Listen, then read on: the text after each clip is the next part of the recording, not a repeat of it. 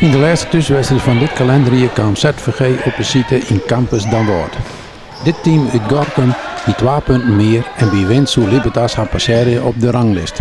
ZVG komt al betiert op vastsprong terug een doelpunt van Marloes Blom. Men moet lang wachten voordat de eerste mogelijkheid hem ontjent voor Libertas.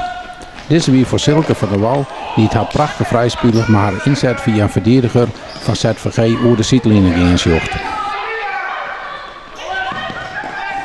In de 13e minuut weer het Marloes Blom die het Keila van de Boomgaard bij de tweede peel perfect in stelling brengt voor het tweede doelpunt van ZVG.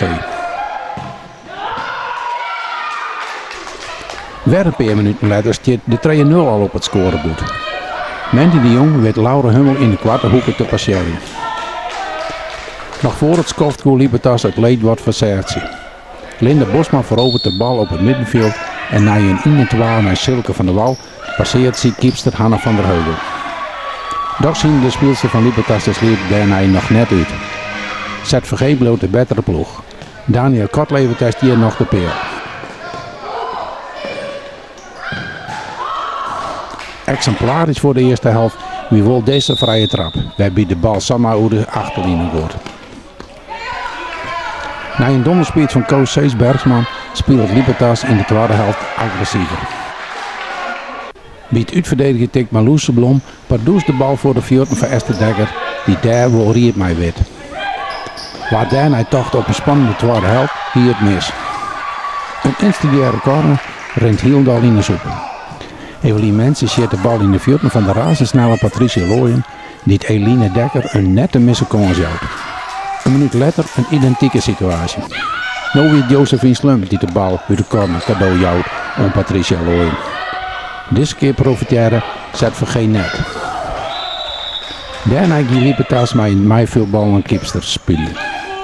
Hierdoor krijgt Evelien Mensies de kans op de ontsluitingstreffer. Coach Johan van der Hoek grijpt in en vreegt om een time-out. Even later verliest Libertas de bal en Daniel Kotlever schiet van eigen helte de bal in het lege doel. En brengt daarmee de eindstand op 12-4 voor ZVG. Aan het begin was het een beetje kansloos, maar later in de wedstrijd kwamen we er wel echt veel beter in. Ik had als commentaar of eigenlijk als feedback van de coach meegekregen dat ik gewoon zelf moest durven gaan. Gewoon die aanval op durven moeten zetten en gewoon ervoor gaan. En dat deed ik ook.